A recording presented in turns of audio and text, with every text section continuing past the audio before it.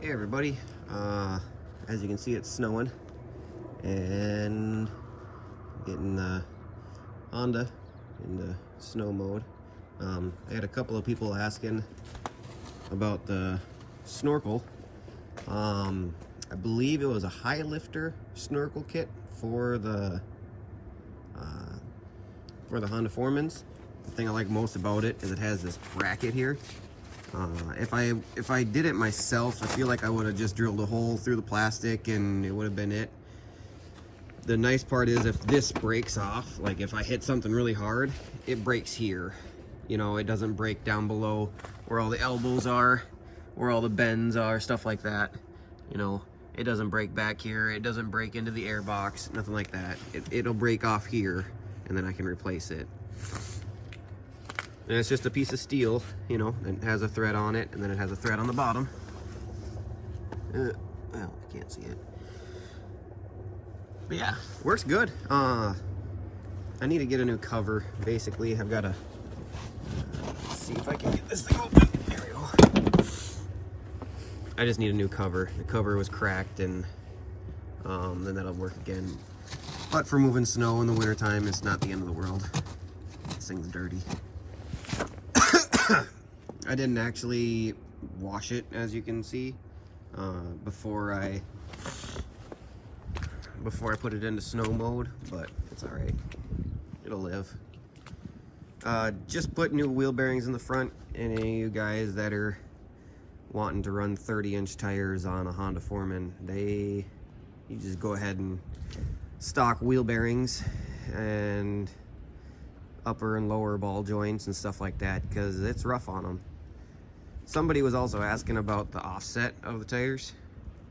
I've got ITP Tornado rims. The backs are spaced out more than the front. That way it levels out. I also have 2-inch wheel spacers all the way around, just to push them out a little bit more. I didn't really like how tippy it felt. You know, it's a mud machine. You know, if I go into a mud hole, I get covered in mud. That's just the way it is. More than half of the tire sticks out past the fender. Plus the front fenders are cut pretty high to keep from rubbing, and it still rubs. I also had to cut a little bit of the front bumper off, because the bumper used to come out like this and then it would come up and it would rub the tire, and I did not want that rubbing the tire. If this plastic piece rubs the tire, no big deal. I didn't want the tire rubbing any metal, so I cut those off, and then I actually welded them onto the foot peg there. That's the front bumper piece right there, and I just welded it on there for a little bit more support, especially for when I was, we were trail riding this thing up until I bought the Razor. Oh, I guess I haven't seen the Razor. I'll show you the Razor.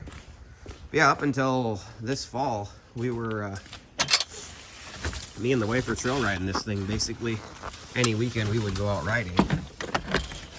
But this fall, I went and picked up 2017 Polaris Razor Turbo.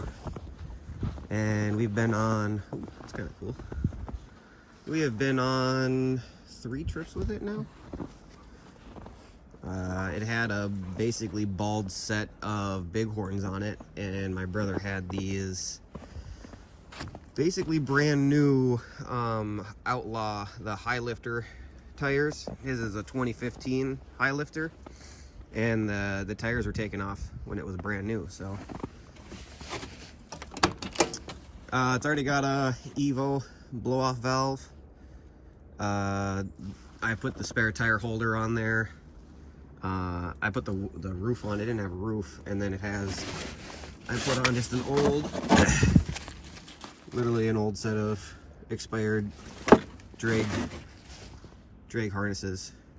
And then I had an aluminum shifter that I had made in college that I had never done anything with, so I decided to drill and tap the actual shaft, and then drill and tap that shifter. It's something that I thought was neat, but let's see if this thing will start. I had it running, it was probably 2 days ago.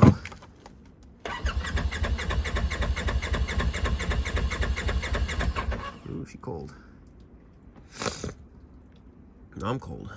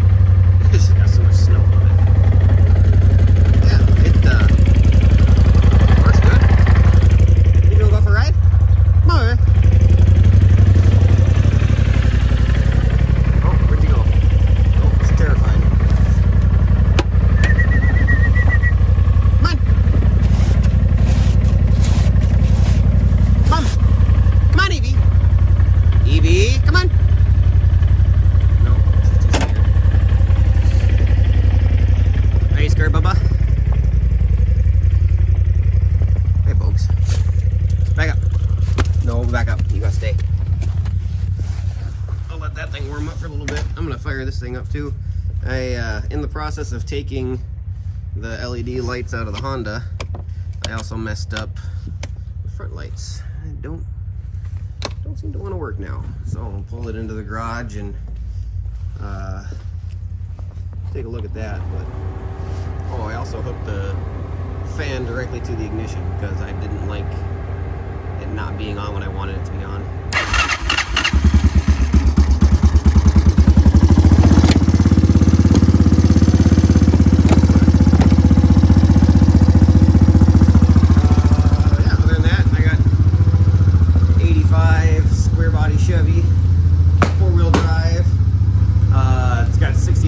Original miles on it. It's starting to get redone. My garage is a mess.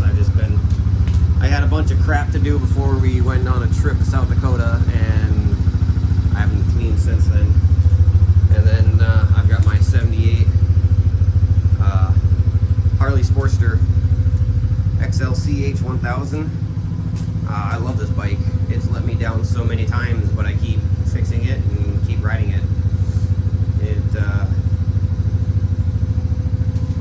It's fun. It's kickstart only. It's got a SNS shorty carb on it. A lot of people said that bike wasn't going to like it, or it's going to be too big of a carb. Bike loves it. Bike absolutely loves that carburetor. Yeah, pretty fun. It's fun. It's not comfortable. It's not something you would want to ride for, all day. It's definitely a let's go to the bar and hang out there. But I also got the new trailer. Well, new to me. I gotta redo all the wiring on the lights, tail lights, all that. But I got it for cheap, so yeah.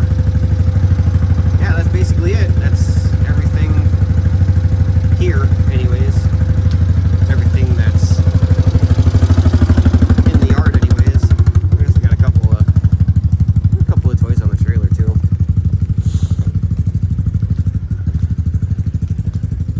This is us still being loaded up from the trip in South Dakota. Here's my mom and dad's 05 Yamaha Rhino that runs good. I mean, these are the old tires and rims off of my Honda Foreman, the all ITPs. They work good. Then this is my brother's old machine, the Polaris Razor 800. This is the one that he has two machines, so him and his wife and then their three kids can all fit into two machines. And then here's his Honda Foreman 400, which was the backup vehicle that we brought along with in case anything broke down, which basically everything broke down. Well, not everything. This one broke down. It blew a hole in the header, so we wrapped it to see if that would fix it, and it didn't. So we kind of stopped using this one after about 2 days. And then this one here, it would just intermittently have spark issues. I think it needs a coil, but we haven't really dove into it yet. But stop walking in the snow. But yeah, that's about it.